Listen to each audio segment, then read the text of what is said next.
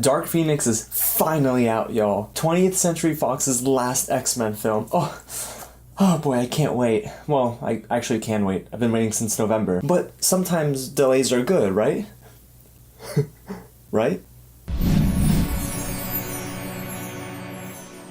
What's up guys, James here from Reflect the Screen, and today we're going to talk about Dark Phoenix, the last X-Men film for 20th Century Fox. It's insane to think about it. But before we go any further, just want to let you know this is a spoiler-free zone. And thank you to each and every subscriber. We've finally broken the 200 subscriber mark here on Reflect the Screen. I'm blessed to be able to do this each week. So if you haven't hit that subscribe button, the new goal is 250.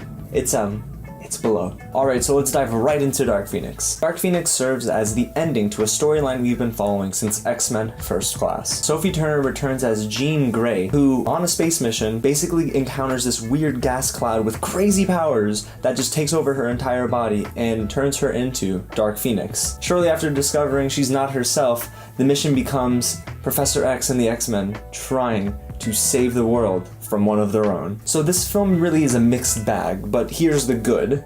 Nicholas Hoult as Beast, James McAvoy as Professor X, and Michael Fassbender as Magneto. All three of them have a really good synergy on camera. What they do is they bring the most layered X-Men that we'll see in this movie, and I think it's because they were written to be that way. There are a lot of different X-Men in this film that don't really work. The cast is not always together, but when these three are on screen at any given moment, they really do shine. Now when the action is turned up to 11, it is so good. And there is this subway scene at the end of the movie that is so cool. I mean, Magneto's throwing around metal and Professor X is doing his crazy mind tricks. Nightcrawler is Nightcrawler, not like, I'm reserved. It's like, yo, we're going in. Like, I was at the press screening, and even though it was just press, people were like, wow, where has this Nightcrawler been? And another actor that really didn't get on my nerves, like some other people, I guess, is Jennifer Lawrence. I mean, some others after the film were saying she's not very good in this movie, but for me, I thought she was just fine with the material she was given. I mean, I do like Jennifer Lawrence, and I think she is a great actress. I just don't think that the movie really wrote her character very well. I mean, Mystique is really written into a hole in this movie. Now, before I hop into the negatives, let me tell you guys, I was really hopeful for this movie. I came into it with an optimistic mindset, and I really wanted to see how they would end the 20th Century Fox X-Men franchise. Director Simon Kinberg, he wrote X-Men Days of Futures Past, and I'm like,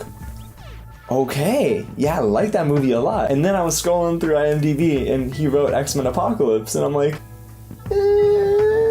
One of the biggest flaws in this movie is with our title character. The one character that you have to write correctly. Jean Grey is not a good character in this film. Sophie Turner, so let's get this out of the way. I do like Sophie Turner. I think she's a good actress. I don't think in this movie she liked her script. And you can kind of tell that she was struggling with it. It was just like a clunky mess, and I didn't really feel like it really gave any sort of substance to the movie, and I thought, boy, she's struggling with a lot of these lines. And what it did was it took away from a ton of the key moments in this film. I also didn't buy her at all as like an evildoer. Like when she went whole Dark Phoenix and stuff, I'm like, girl, you are not scary. Stop this. The writing was very shoddy in this movie. You can just tell scenes were kind of just chopped together, and the reshoots were insanely noticeable in this movie. You can just tell where they went back and redid scenes. So I think that the editing, along with the writing and the poor execution of ideas, really held this film back a ton. Now, what I was really interested in seeing is that Jessica Chastain was on the cast list, and I won't name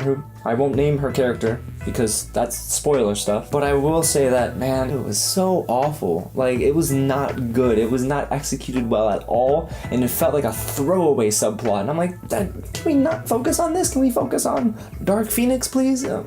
Honestly, Dark Phoenix isn't awful. The movie has some really interesting moments, including a certain dinner table scene with James McAvoy and Nicholas Hoult. It didn't have enough of those, so I really just wasn't so interested in the film. I mean, this film had a huge responsibility and it carried a ton of uncertainty, but one thing that remained very certain after the credits ran, the movie had no impact on me, and I felt like they missed the mark completely. It's probably a good idea that the X-Men franchise is being handed over to Marvel Studios. 20th Century Fox had a really good run with X-Men 1 and X-Men 2 and even First Class and Days of Future Past, but everything else, including this film, it's not very good, man. Alright guys, so that's my take on Dark Phoenix. I want to hear what you have to say about the film, so go ahead and sound off in the comments below. If you enjoyed this review, shoot me a like, and go ahead and follow Reflect the Screen on all social media, Facebook, Instagram, and Twitter. Thanks again so much for watching, you guys, and I'll catch you at the next screening.